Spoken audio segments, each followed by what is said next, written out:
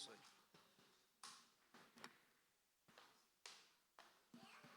Amém. Bom dia, irmãos. Eu queria compartilhar um sentimento que o Senhor colocou no meu coração enquanto a gente estava adorando. Eu orei para que o Senhor me mostrasse se há alguma pessoa em específico, mas não me mostrou. Eu creio que alguns aqui possam estar se sentindo indignos de estar diante do Senhor. E esse sentimento ficou me incomodando muito ali no meu coração hoje. Porque quando a gente se sente acusado, quando a gente se sente indigno, a gente fica distraído. Porque a gente quer cauterizar a mente de alguma forma, a gente quer apagar aquela voz que fica na nossa cabeça nos acusando, né? E eu senti hoje um nível de distração entre muitos irmãos que vem por causa desse sentimento. Eu sou indigno, eu não posso estar diante dele, eu não posso estar cantando, eu pequei, ou eu fiz algo, ou eu não estou fazendo o suficiente, né? E quando a gente estava cantando aquela música que o Senhor restaurou a nossa comunhão com Ele, eu lembrei de um texto que diz assim: ó vós, Isaías 55, todos os que estão com sede, venham às águas, e os que não têm dinheiro, venham, comprem, comam. Sim, venham, comprem, sem dinheiro e sem preço, vinho e leite. Esse é um convite do Senhor para a gente desfrutar do banquete dEle, da gente poder se assentar à mesa dEle, saber que Ele nos fez dignos. Ele nos fez dignos, justamente esses que não têm dinheiro, que não têm valor, que não conseguem, são esses que o Senhor convidou à mesa. A mesa dos seletos, a mesa dos mais nobres. O Senhor nos chamou para participar dessa comunhão com Ele. Não é com base no nosso esforço, nem no seu mérito, nem na sua capacidade de alegrar Ele, mas é na disposição do coração dEle de te colocar na mesa diante dEle e colocar o pão da vida diante de você e permitir que você coma daquilo que Ele come, da vontade de Deus. Amém? Amém. Queria chamar a Maria Aparecida aqui também. Queria pedir para o pessoal lá da mesa projetar aí o treinamento que a gente vai ter para a semana que vem. Olá, bom dia.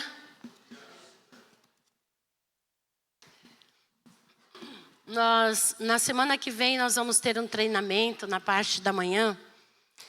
E eu gostaria de incentivar os irmãos a participarem. Por quê?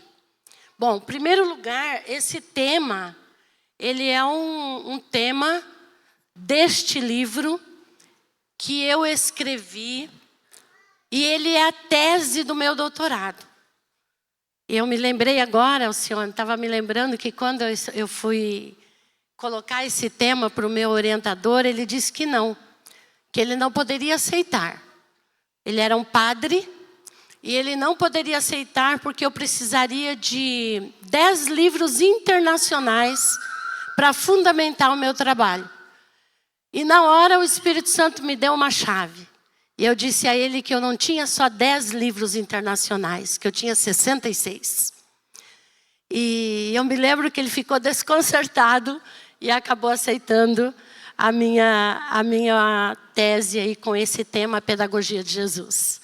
Né? Graças a Deus, por isso Deus é estrategista. Então, o que nós vamos estudar no sábado de manhã? Nós vamos trabalhar sobre a educação da época de Cristo, como era a educação daquela época, para quem era a educação, como Jesus quebrou os paradigmas da época. Eu vi as crianças aqui agora, né? Naquela época, as crianças jamais poderiam chegar perto de um adulto que não fosse o pai, a mãe ou o tutor.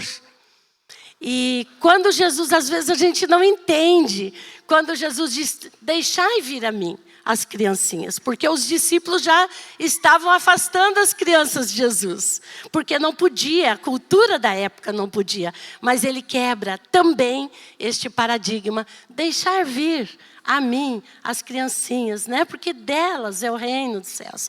Então ele quebra, ele vai quebrando. Irmãos, são tantas coisas, são tantos paradigmas que ele quebra, a respeito dos pobres, a respeito dos fariseus, a respeito dos leprosos, a respeito das mulheres, a respeito dos pecadores, dos cobradores de impostos. São, assim, é algo que eu trabalho dentro da neurociência hoje, algo espetacular, como era trabalhado, como Jesus trabalha isso e os nossos olhos muitas vezes não veem quanto Ele trabalha a valoração do ser humano sem a gente perceber. Não é? Eu poderia dar alguns exemplos, mas eu não quero tomar o tempo dos irmãos. Como é o desenvolvimento integral da criança a partir de Jesus? Né? Muita diferença da nossa pedagogia contemporânea. Muito diferente, né? E eu louvo tanto a Deus por isso. E eu confesso para vocês, irmãos, quero dizer uma coisa. O valor mínimo que está sendo cobrado por esse trabalho, ele vai ser revertido para a escola. Não é para mim. Né? Então, eu gostaria assim, de pedir encarecidamente, você não vai se arrepender se você participar. Você que é pai, né? Líder de grupo familiar, você que é cristão. Né? Você que é cristão, vai ser muito abençoado através desse trabalho. E eu quero que o Espírito Santo de Deus me capacite, me dê graça para que eu possa atingir o coração daqueles que vão participar. Como era, então, 30% do ministério de Jesus era sobre o ensino. A palavra de Deus diz lá em Mateus 4:23, que Jesus andava ensinando, pregando e curando. Então, mais de 30% do ministério de Jesus era o ensino. E é disso que nós vamos trabalhar. Como Jesus, então, trabalhou a valoração, a inclusão social, né? As pedagogias que ele trabalhou, as metodologias de ensino que ele utilizou. E vou mostrar também algumas coisas através da neurociência, como o cérebro aprende, como acontece a aprendizagem, como se desenvolve a psicoadaptação e etc, etc. Então, eu estou muito animada para esse trabalho, estou muito feliz, né, que Deus está nos dando esse privilégio de poder colaborar naquilo que o Senhor já nos deu dentro da área pedagógica. Tá bom, queridos? Deus abençoe vocês. Amém. Quero pedir para que os convidados, aí, os visitantes que estão conosco aí pela primeira vez, que levantem a mão assim, bem bonitinho. Legal. Mantenha a tua mão erguida um pouquinho, para a gente olhar bem para o rostinho de vocês assim. Amém. Quero abençoar a vida de vocês. Que a vida e a casa de vocês seja cheia da presença de Deus. E que aquilo que você está experimentando nessa reunião hoje possa impactar teu coração. Amém? Porque o nosso Deus, como eu li aqui na abertura da nossa reunião de culto hoje, nosso Deus, Ele fala. Havendo falado em outro tempo pelos pais e pelos profetas, hoje fala através do Filho. Esse é um grande diferencial do nosso Deus. É um Deus que fala. E que você possa ouvir a voz do Senhor. Amém? Deus abençoe. Quero também agradecer e abençoar a todos os nossos irmãos e irmãs que se dispuseram ontem à tarde a servir. Como uma oferta agradável a Deus, a tua tarde ontem foi uma tarde de oferta. Oferta ao Senhor. Servindo a criançada, aí tivemos mais de 80 crianças aqui nos nossos espaços, né? Sendo ministradas com a palavra, brincando com a gente, jogando futebol, assistindo teatro de fantoche. Eu não sei se as crianças gostam mais do teatro de fantoche ou se o Elvis gosta mais do teatro de fantoche. Eu não consegui ainda medir, né? O Elvis é um dos nossos pastores, tá? Mas ele se empolga mais que as crianças, então a gente brinca, né? Que a gente não chegou a essa conclusão ainda, né? Teve um teatro também ontem feito pela equipe de cuidado com as crianças. Teve algodão doce, né? A Josi gostou bastante. Cadê a Josi? A gente até postou uma foto da Josi lá com a boca toda azul, assim, de algodão doce. Mas a gente se diverte junto com as crianças. E a gente se diverte servindo a Deus, adorando a Deus, cultuando a Deus e ensinando os pequeninos aí a adorar, cultuar e servir a Deus. Amém? Muito legal. Muito obrigado, que Deus retribua vocês, em nome de Jesus. Amém? Amém. Palavra de Deus em Gênesis, no capítulo 1, começa com um texto conhecido nosso.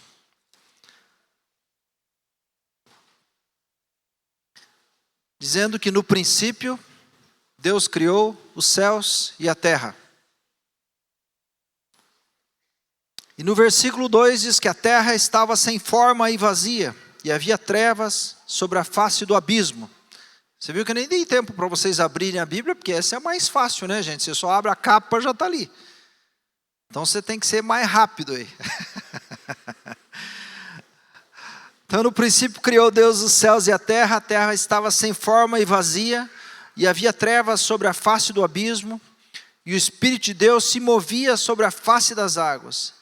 E disse Deus, haja luz, e houve luz. Por que eu estou lendo esse texto? Eu estou lendo esse texto para fazer uma introdução de uma palavra que eu tenho compartilhado já há algum tempo, que Deus pôs no meu coração sobre as coisas essenciais na vida de um cristão, né? Dentro dessas coisas essenciais na vida de um cristão estão a identidade ou a visão, né? A palavra inclusive diz que não havendo visão o povo se corrompe. Está a maturidade e está a santidade, coisas essenciais na vida de um cristão. E eu tenho compartilhado já algumas vezes, acho que 3 ou 4 ministrações sobre identidade, né? Que a gente precisa primeiro saber quem nós somos, saber quem Deus é, saber a respeito da igreja, qual é a visão a respeito da igreja, a visão a respeito de si mesmo, a visão a respeito de Jesus. O Elvis compartilhou uma palavra esses dias tremenda sobre Jesus. Quem é Jesus?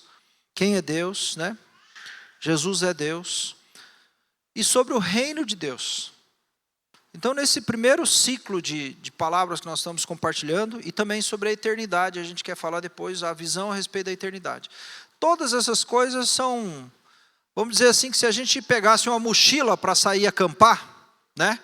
E você sabe que acampamento é diferente de viagem, porque viagem, se você sair na bagagem sem alguma coisa, você compra na estrada, né? Mas acampamento, aventura, é diferente, porque se você esqueceu de pôr da mochila, vai fazer falta, né? E como a palavra de Deus fala assim, no capítulo 6 de Mateus, que há uma bem-aventurança, né? A vida do cristão é a bem-aventurança, e bem-aventurança, se você for traduzir no literal, é uma grande aventura. A gente é chamado para uma aventura. Como diz o Marcos, né, a gente não está num navio de cruzeiro. A gente não está passeando pelo mundo, a gente está vivendo essa grande aventura. Então a gente está muito mais para pôr uma mochila nas costas do que para pôr uma maleta de viagem na mão. E nessa grande aventura tem coisas que são essenciais na bagagem. E essas coisas que tenho falado para vocês, tenho entendido de Deus que elas são essenciais. Tenho entendido que identidade, maturidade, santidade são essenciais na vida cristã. E dentro do aspecto de identidade, a visão a respeito de quem nós somos é essencial nessa bagagem. A visão a respeito de quem Deus é essencial nessa bagagem. Quem é Jesus, quem é Deus, é essencial. Visão a respeito do que é a igreja é essencial nessa bagagem da vida cristã. A visão a respeito do reino de Deus é essencial nessa viagem e na bagagem que a gente está carregando para a viagem. E a visão a respeito de eternidade, ela é essencial na vida cristã. Amém?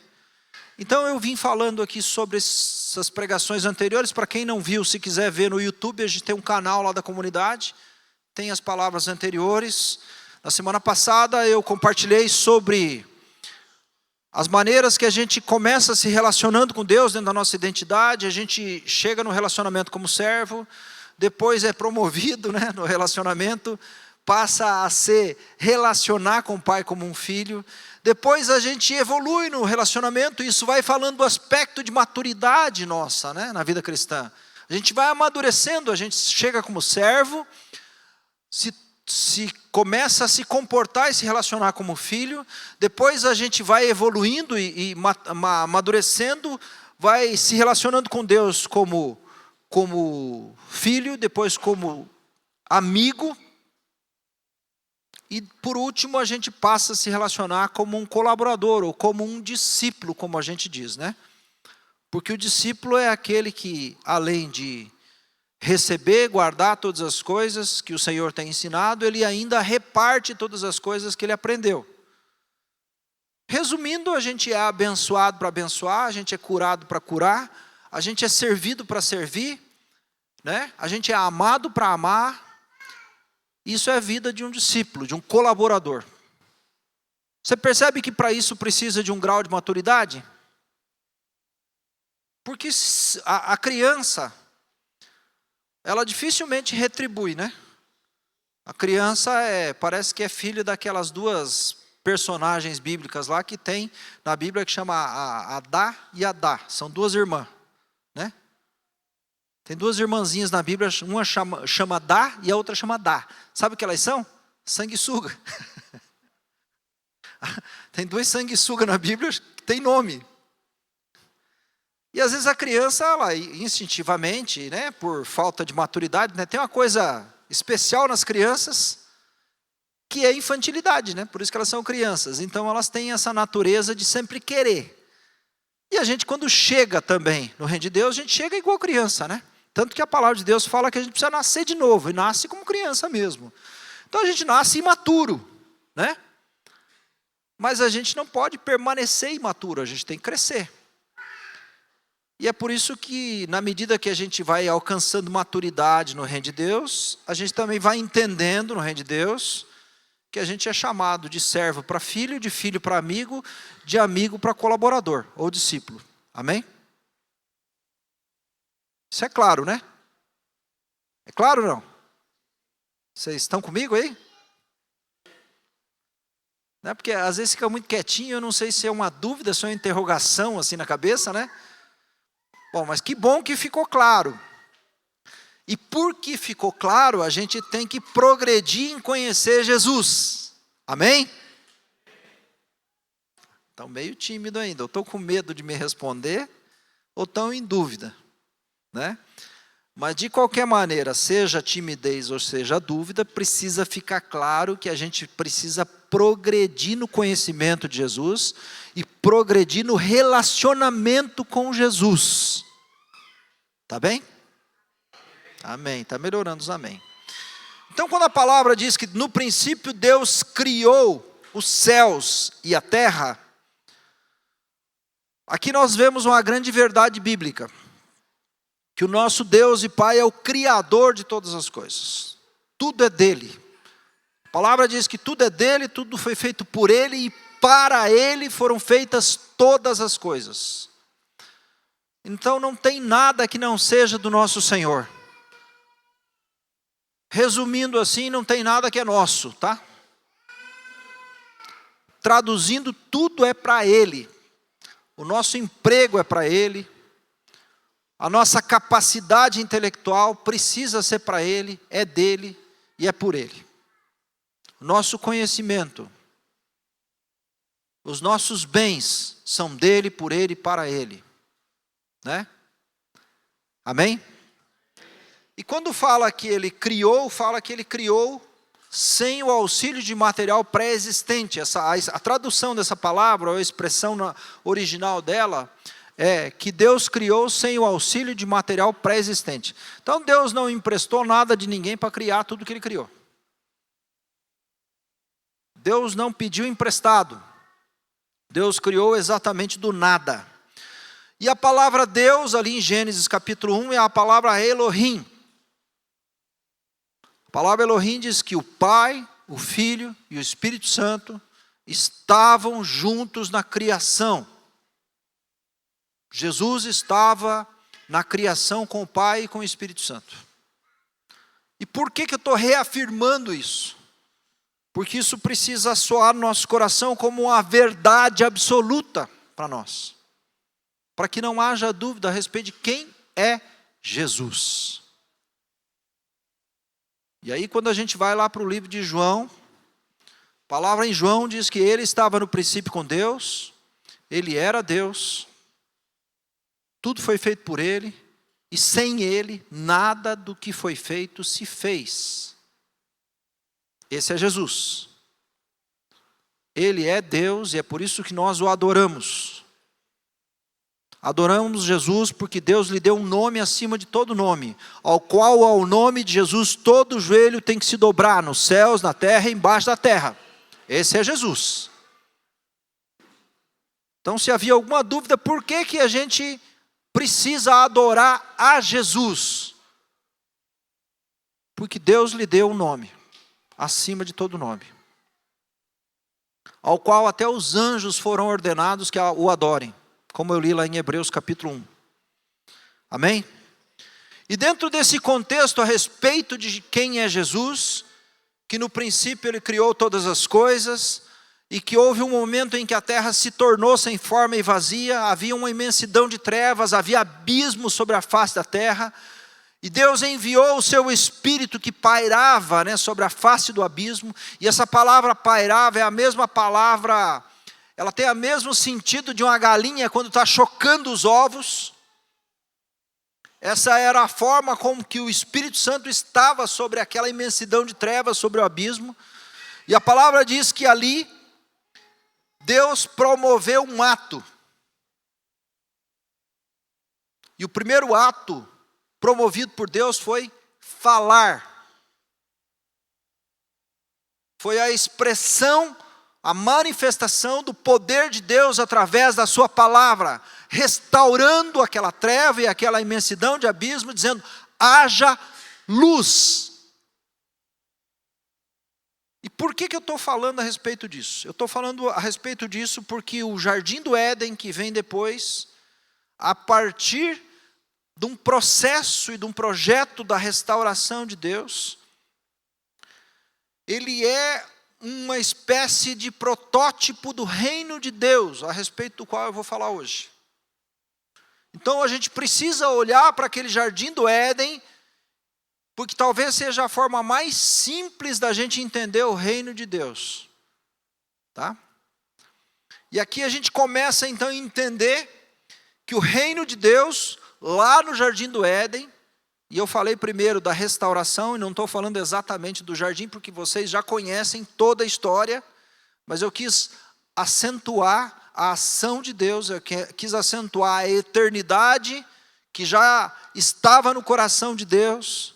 A eternidade, a gente tem uma tendência de pensar em eternidade só para frente, mas existe uma eternidade passada, porque a eternidade ela não tem começo e não tem fim. Então nessa eternidade Jesus já estava reinando com o Pai e o Espírito Santo. Então o Jardim do Éden é um protótipo. É o reino de Deus numa escala menor. Então a gente começa a entender o reino de Deus como um ambiente de relacionamento, onde Deus reina sobre sua criação. E por que eu estou falando de ambiente e não de espaço físico? Eu estava ali sentado tentando buscar de Deus uma explicação para tentar traduzir para vocês como que acontece o reino de Deus. E ele não está limitado a um espaço físico. O reino de Deus não está limitado a esse prédio, ele não está limitado a um ambiente físico, não está limitado à geografia. Então vamos pensar, quando a gente vê em alguns locais no Brasil, tem embaixadas de outros países, né? Eu não sei se você sabia, mas aquele espaço territorial da embaixada americana, sei lá, da Alemanha, de qualquer outro país, aqui no Brasil, aquele espaço, ele não pertence mais ao Brasil. Ele pertence à Alemanha, ou aos Estados Unidos, ou à Rússia, se a embaixada do país que for.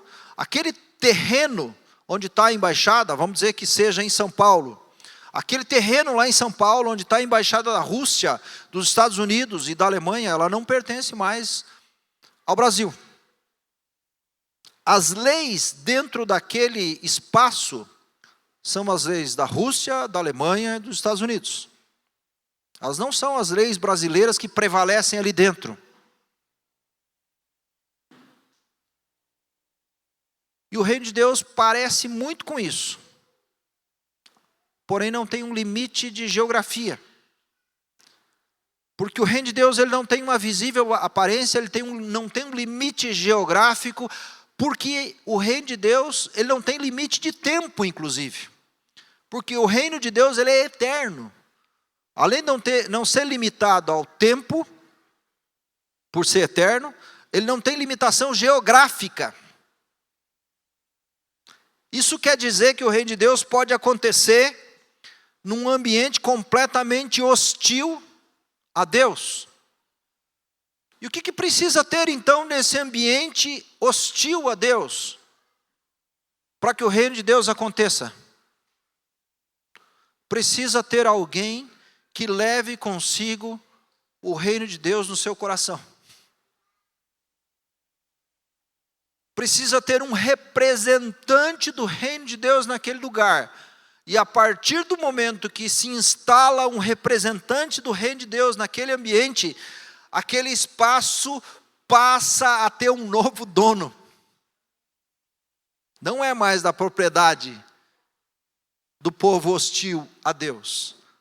Agora naquele ambiente, aquele espaço onde está um representante do reino de Deus, ele passa a ter um novo dono. Talvez aí a gente entenda aquela expressão que onde pisar a planta dos teus pés, aí será teu, né? Será do Senhor ali. Porque deixa de ser um dono hostil para ser de Deus. Porque nós levamos conosco o reino de Deus. Amém? Quando a palavra de Deus fala que nós somos a luz do mundo, nós não somos um poste com uma lâmpada parada. Nós estamos muito mais para uma lanterna, porque a lâmpada fica limitada àquele poste e só clareia aquele lugar. Mas quando o Senhor nos chamou para sermos a luz do mundo, é como se Ele tivesse colocado em nós da sua lanterna. E você sabe que lanterna se move, né? Se move na mão de quem está conduzindo a lanterna. No caso, nós somos uma lanterna conduzida pelo Senhor. E Ele nos leva para onde Ele quiser, e Ele clareia onde Ele quer clarear, e Ele leva a luz para onde Ele quer levar luz. Assim é o reino de Deus. O Senhor estabelece o seu reino, porque Ele colocou em nós o reino. Amém? Ele estabeleceu o seu reino no nosso coração. Amém? Gente, desculpa, eu vou parar um pouquinho aqui para orar, tá? Eu vou parar um pouquinho aqui para orar. O sentimento que vem no meu coração é um sentimento que essa palavra está batendo numa parede, assim. E eu queria que você orasse junto comigo sobre isso. Amém? Senhor, nós queremos liberar nosso coração, Senhor, para receber essa palavra. Deus, nós queremos te pedir em nome de Jesus que o Senhor repreenda todo espírito contrário à palavra de Deus nesse lugar. Que o Senhor repreenda o coração duro do homem que resiste à tua palavra. Que o Senhor repreenda, Pai, toda distração, toda confusão mental nessa manhã, em nome de Jesus. Para que essa palavra possa chegar ao nosso coração, Pai amado, e se assentar no nosso coração, Deus, em nome de Jesus. Pai, nós te pedimos que o Senhor repreenda nos céus deste lugar todo principado, toda potestade que se levanta contra o conhecimento de Deus, contra a autoridade do Senhor nesse lugar, em nome de Jesus. E nós pedimos que o Senhor libere o nosso entendimento, a nossa mente, os nossos pensamentos, Pai, para que a tua palavra entre em nosso coração e faça nele morada, Pai, em nome de Jesus. Amém? Amém. Então, o Jardim do Éden é uma expressão onde a gente começa a entender um pouco a respeito do reino de Deus, né? E por que é importante a gente aprender a respeito do reino de Deus? Por que é importante a gente ter uma visão clara a respeito do reino de Deus? Porque nós fomos tirados do império das trevas e transportados para o reino de Deus. Na nossa conversão, quando a gente recebeu Jesus como Senhor da nossa vida, quando a gente foi batizado, naquele momento é como se, né, como aqueles filmes de ficção científica que tinha aquela máquina de transporte do tempo, né? Assim, a gente foi transportado de um reino, de um império, que era o império das trevas, e a gente não chama de reino porque império é algo que é tomado à força. É por isso que é império das trevas, não é reino das trevas. E é transportado para o reino de Deus. E é importante a gente saber que agora a gente está no reino de Deus. Agora, o que é o reino de Deus, afinal de contas? É um espaço físico. O reino de Deus acontece nesse salão. Acontece aonde? E é por isso que eu estou dizendo que ele acontece aonde existe um representante do reino de Deus. Um embaixador. Por isso que a palavra diz que nós somos embaixadores de Cristo. Porque nós carregamos conosco a representação daquele reino. Isso é o papel do embaixador.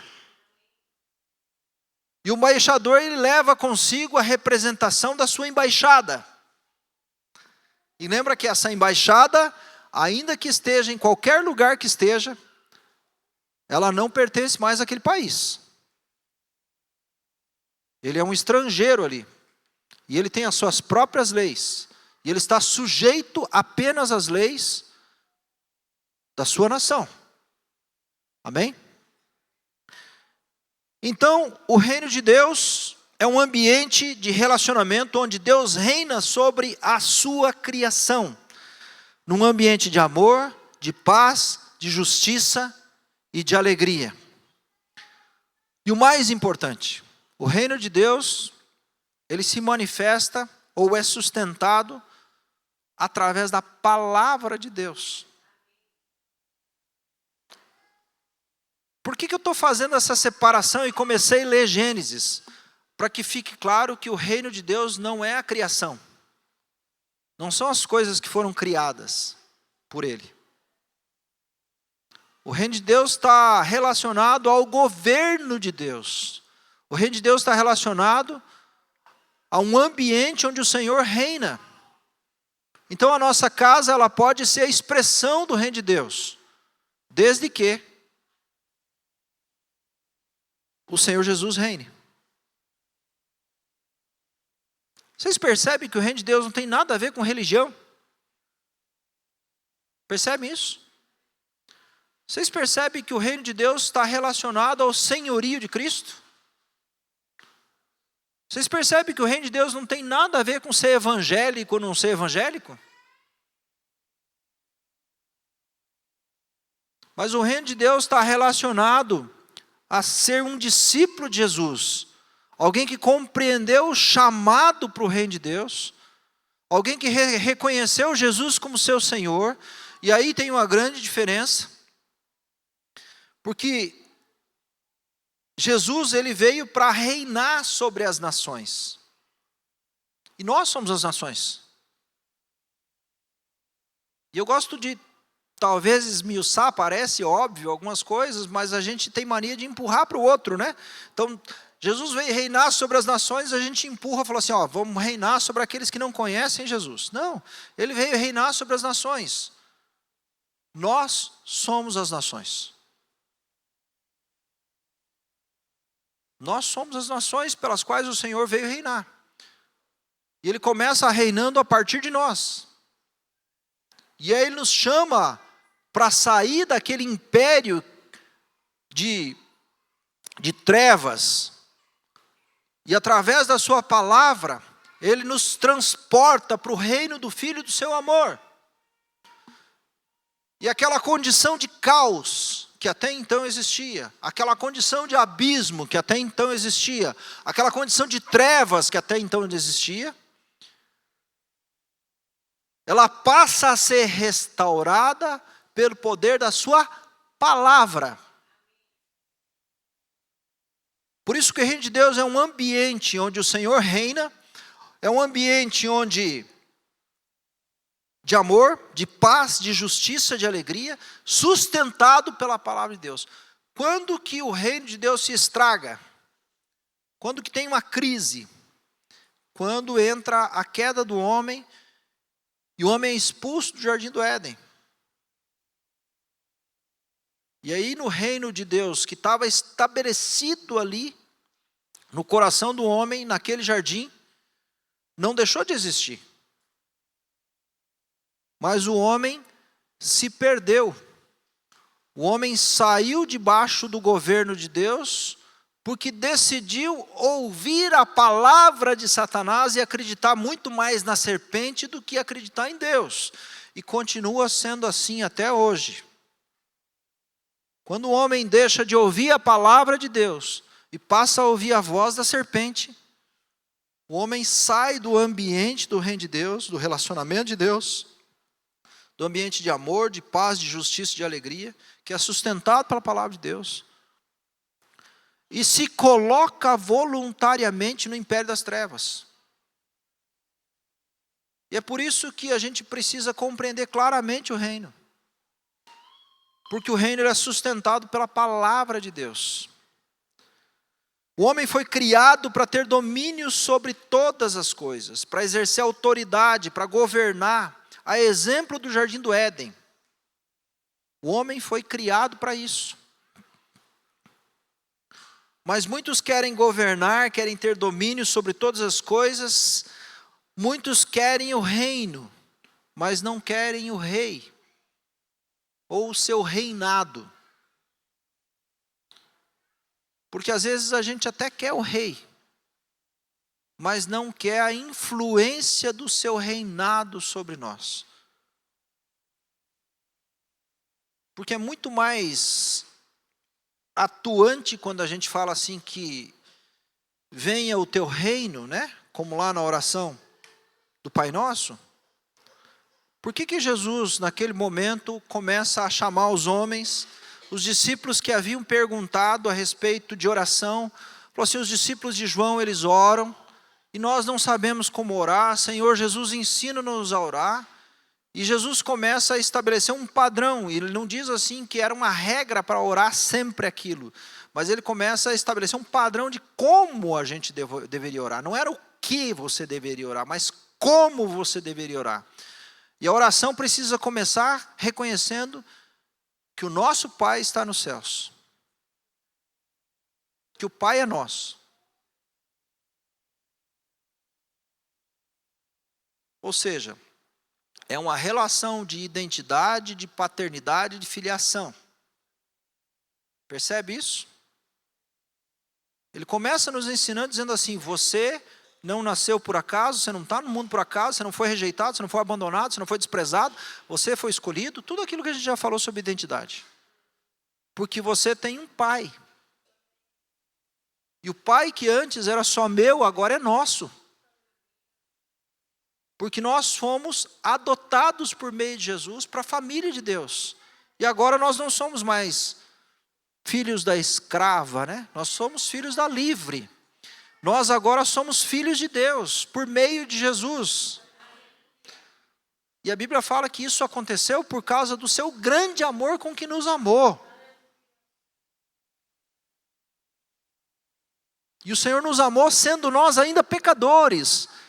Você percebe como a Bíblia ela vai, quando a gente tem compreensão do todo, como vão se encaixando as partes que a gente já conhece?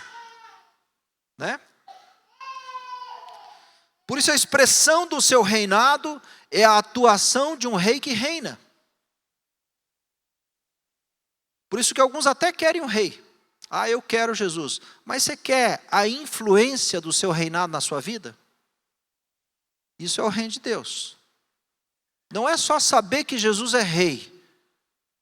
É decidir deixá-lo reinar.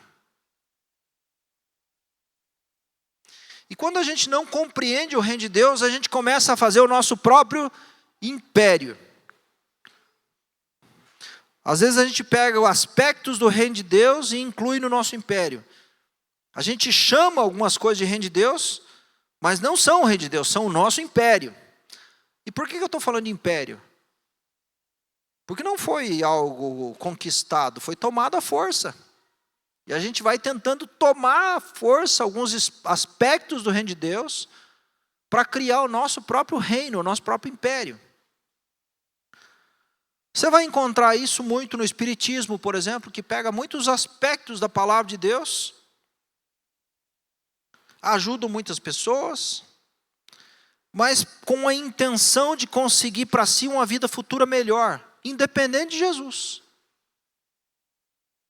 Os maçons, a maçonaria faz muito isso. Pega temas como liberdade, igualdade, fraternidade, mas usa para construir o seu próprio reino, independente de Jesus. E nós precisamos cuidar com o nosso evangeliquez, para não transformar o nosso evangeliquez numa religião, onde a gente quer conseguir uma vida futura melhor para si mesmo, para construir o seu próprio reino, mas independente de Jesus.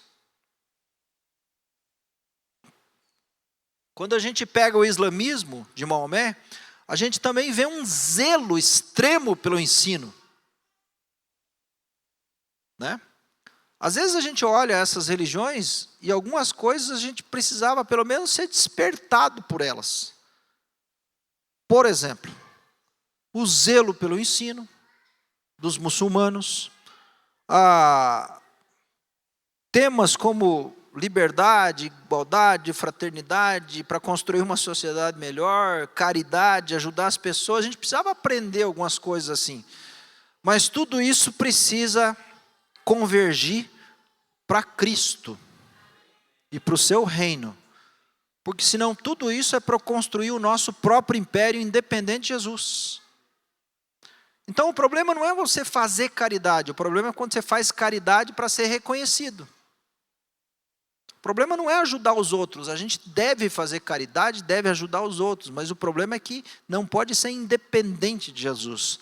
Não pode ser como a Torre de Babel, que foi construída para que o nome daqueles homens se tornasse célebre sobre a terra.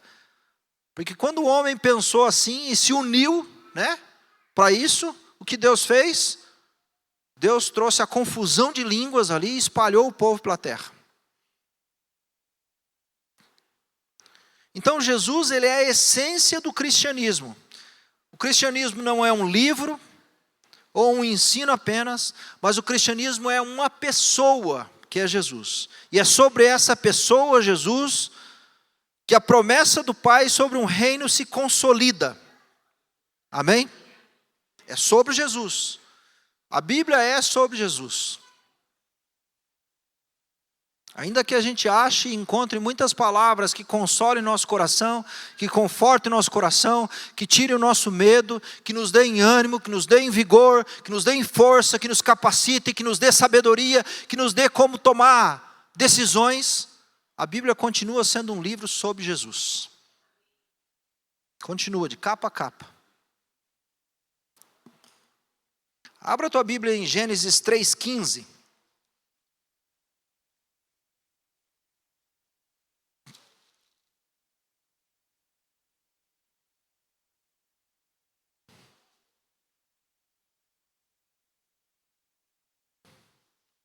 Depois de toda a bagunça que o homem fez, ouvindo mais a voz da serpente do que ouvindo a voz de Deus. E quando eu falo ouvir, aqui não é só ouvir, é confiar. É acreditar. Mais na palavra da serpente do que acreditar, do que confiar na palavra de Deus. Depois de toda essa confusão, depois de todo o cenário, vem então o juízo de Deus, o homem é expulso do jardim do Éden. Mas Deus traz uma mensagem, que é uma mensagem para aquele Adão e para aquela Eva, e é uma mensagem para nós até os dias de hoje, que é o texto de Gênesis 3,15, diz assim: porém inimizade entre ti e a mulher, entre a tua semente e a sua semente, esta te ferirá a cabeça, e tu lhe ferirás o calcanhar.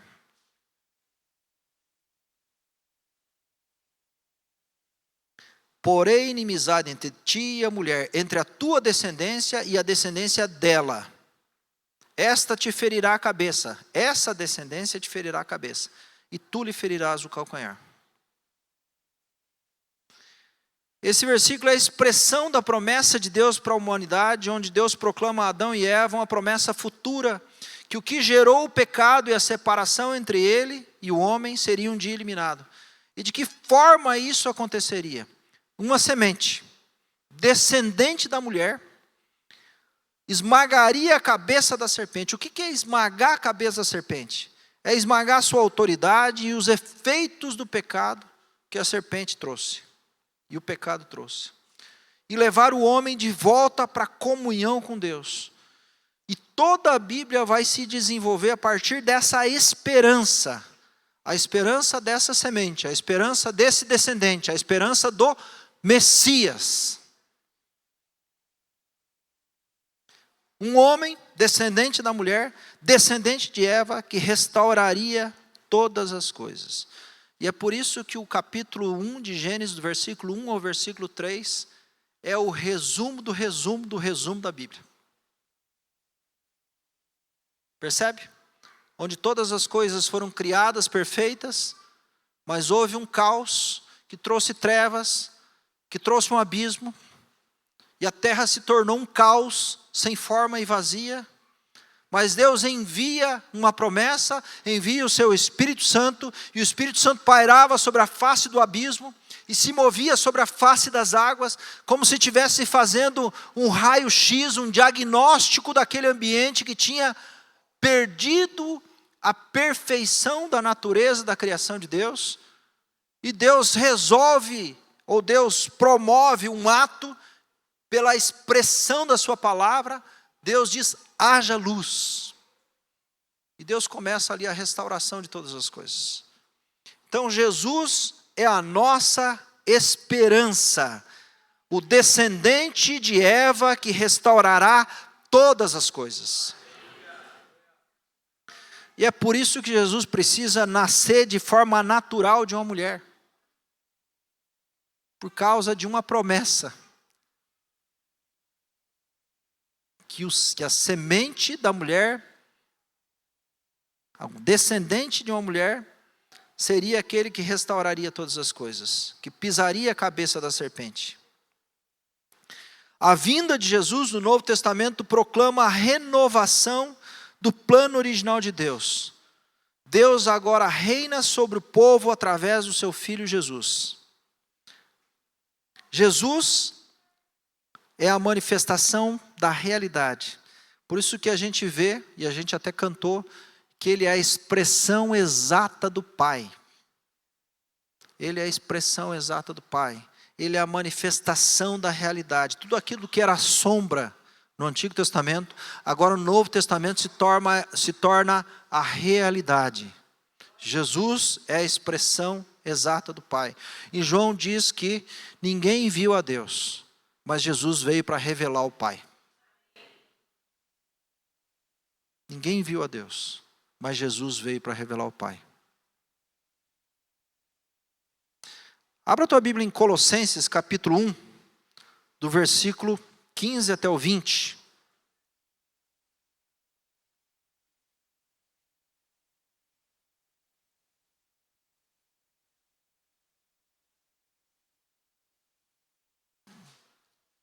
Colossenses capítulo 1.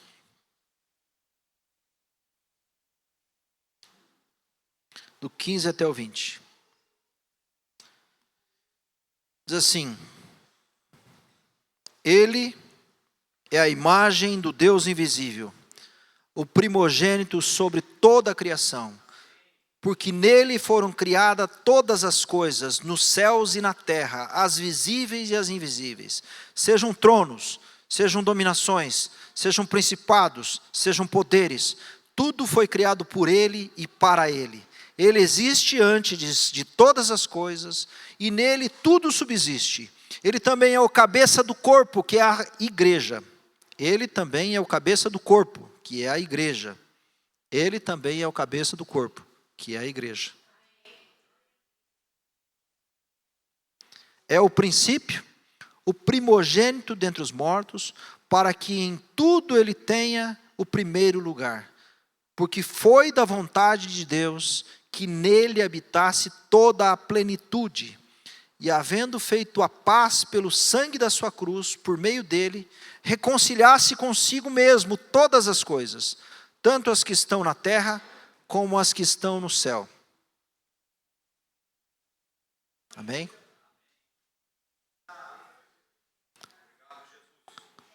Se a gente não entender a Bíblia, se só entender esse texto, a gente vai muito longe, né? Não é? Deus tem o propósito de fazer convergir todas as coisas em Cristo. Em Cristo. E isso começou lá na cruz. No seu sangue derramado na cruz, Deus começou a cumprir esse projeto onde todas as coisas vão convergir para Jesus. Efésios 1, eu vou ler bem rapidinho, 9 e 10, assim, desvendando-nos o mistério da sua vontade, segundo o beneplácito que propuseram em Cristo de fazer convergir nele, na dispensação da plenitude dos tempos, todas as coisas, tanto as do céu como da terra.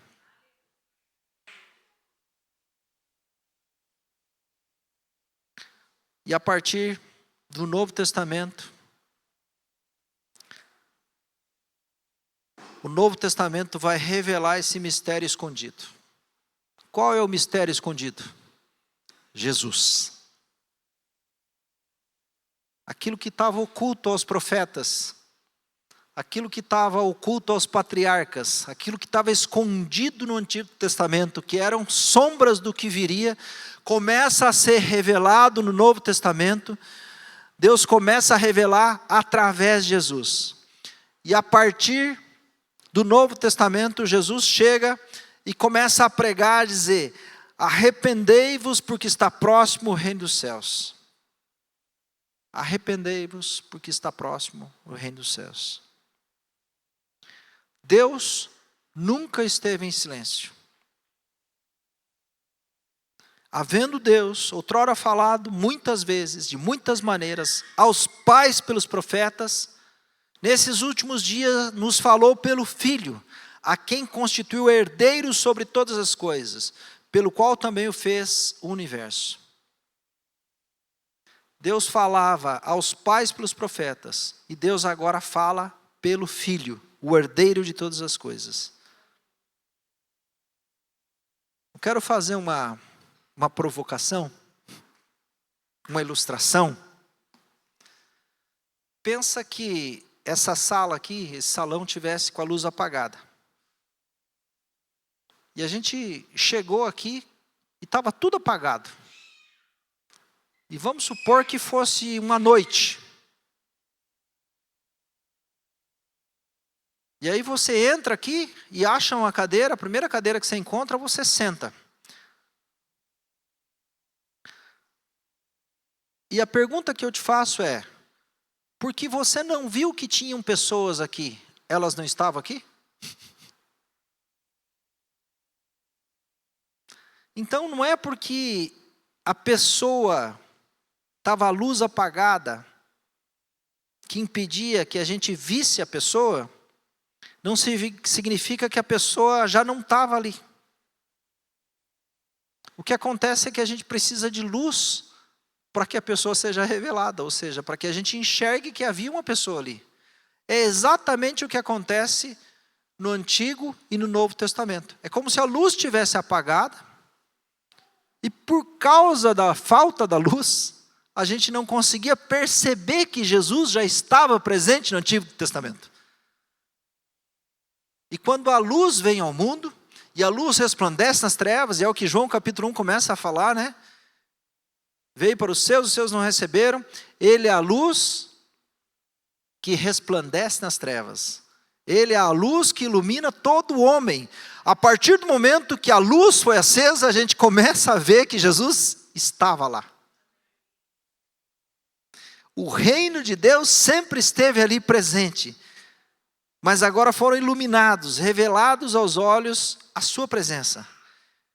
Isso significa que o reino de Deus está a seu alcance, ao nosso alcance. O reino de Deus está acessível. Essa é a mensagem que a gente encontra entre um evangelho e outro. O reino de Deus é eterno, ele é presente e ele é vindouro. É eterno porque sempre existiu. Deus não perdeu o seu governo para Satanás. Deus continua sendo soberano sobre todas as coisas. Deus é presente. O reino é presente, ele está entre nós. Foi manifesto a nós por meio de Jesus. E o reino de Deus é vindouro. Ele vai ser estabelecido em plenitude pela vinda de Jesus. Então o reino é eterno, presente e vindouro.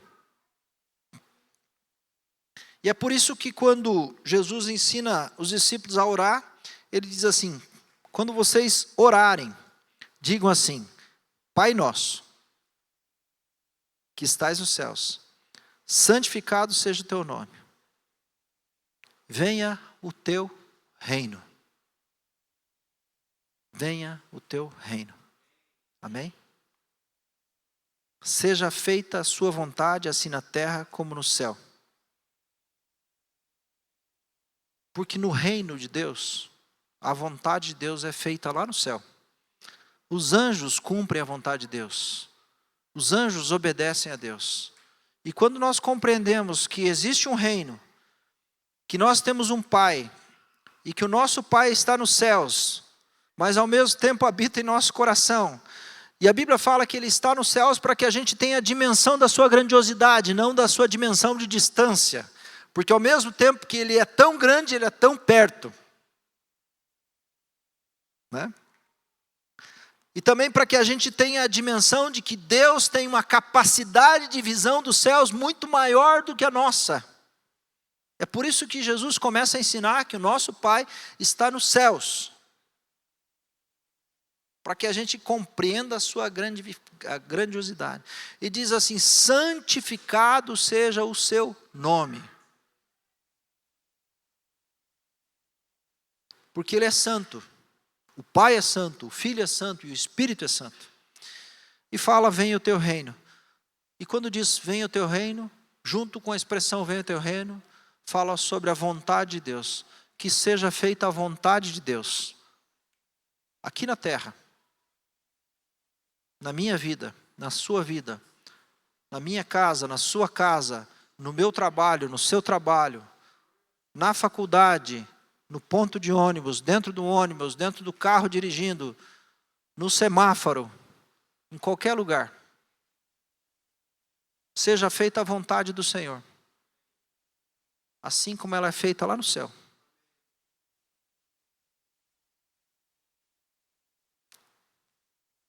Jesus começa a falar para os seus discípulos a respeito do principal assunto descrito na Bíblia: o reino de Deus sendo estabelecido.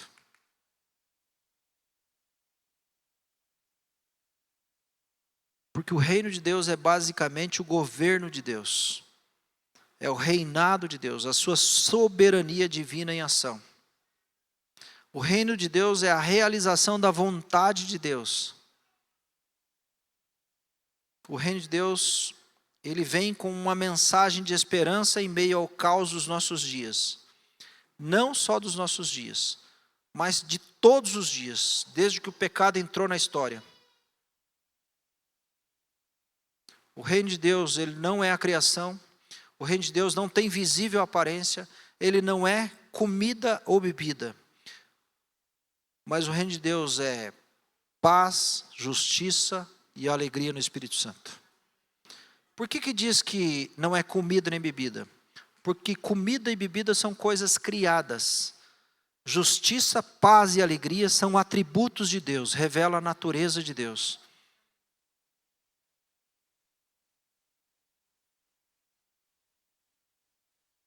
E tudo foi criado por Deus, mas não se comporta de acordo com o seu governo. Então a forma como Deus exerce o seu domínio sobre toda a criação é o reino de Deus. O reino de Deus é o ambiente onde Deus manifesta a sua natureza, seus atributos, paz, justiça e alegria. O reino de Deus é a forma como Deus revela o seu caráter, a sua vontade, a forma como ele insere em sua criação uma relação de aliança com ele. Amém? Eu vou ter que parar aqui. O reino de Deus revela o que ele quer e tem a ver com a sua vontade. O reino de Deus tem mais a ver com o domínio do rei do que com a sua criação. E é por isso que quando Jesus prega pela primeira vez, ele não fala assim: vinde a mim, vós que estáis cansados e sobrecarregados, e eu vos aliviarei. A primeira pregação de Jesus é: arrependei-vos, porque é chegado o reino dos céus.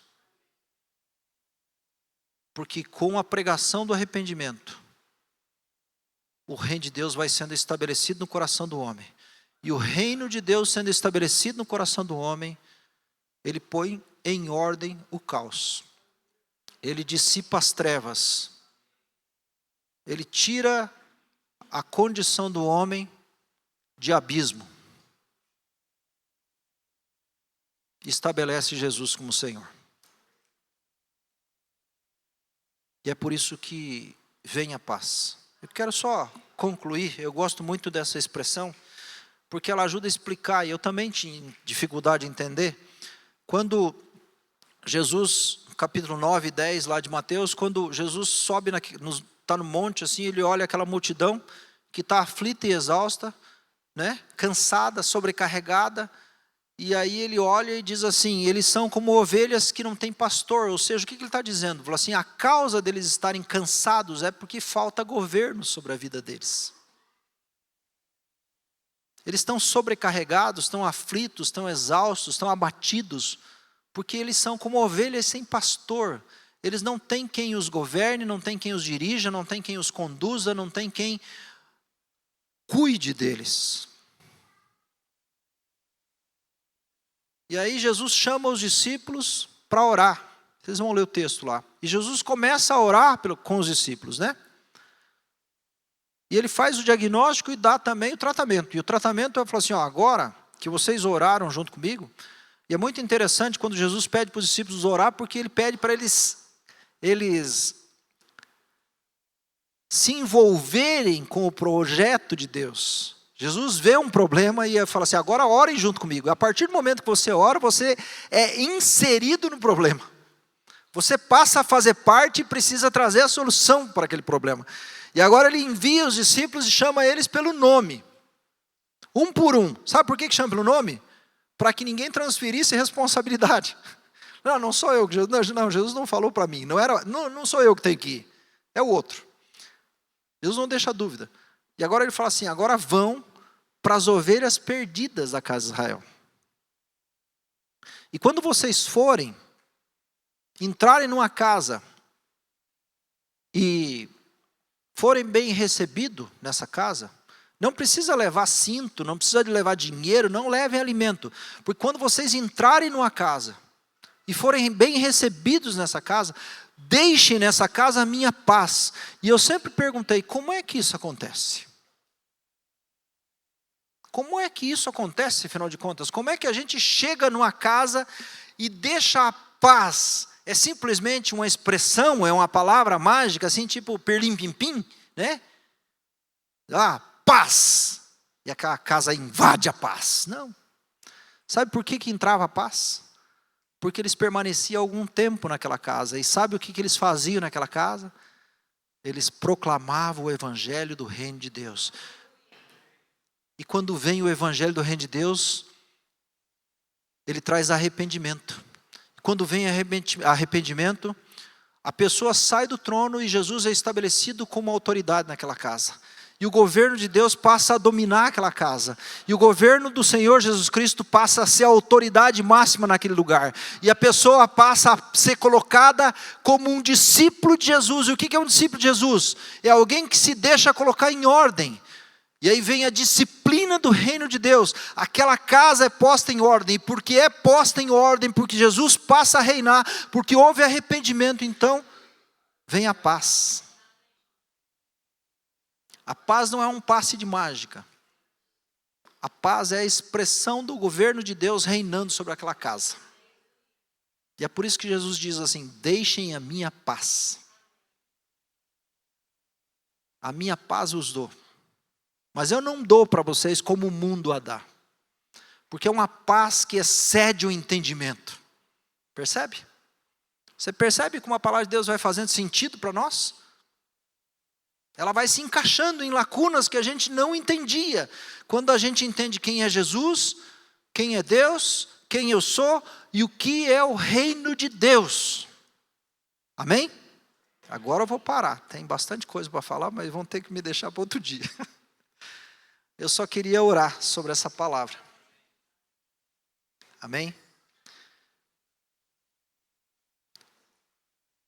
Jesus, nós nos colocamos aqui, Pai, nas Tuas mãos, à Tua disposição. Queremos ter compreensão a respeito de quem o Senhor é, do Teu reino que é de paz, de justiça e de alegria no Espírito Santo. Nós queremos louvar o Teu nome, Pai, e queremos declarar nessa manhã que venha o Teu reino sobre nós. Que o Teu governo seja estabelecido na nossa vida. Que o Teu reino e o Teu governo seja estabelecido na nossa casa. Nós queremos declarar nessa manhã, Senhor, que nós queremos sair do trono e deixar o Senhor tomar o seu lugar na nossa vida. Queremos abandonar a nossa capacidade, entendendo que é o Senhor que está no alto, que é o Senhor que reina soberano, que tudo é sobre Jesus. Queremos declarar nessa manhã que é dele, por ele, para ele são todas as coisas. Queremos declarar que nós abrimos mão, Senhor, para que o Senhor governe. Queremos declarar nessa manhã, Senhor, que a nossa vida te pertence, que tudo que nós achávamos que era nosso, é teu. Porque teu é o reino, o poder e a glória para todos sempre. Amém. Amém. Amém.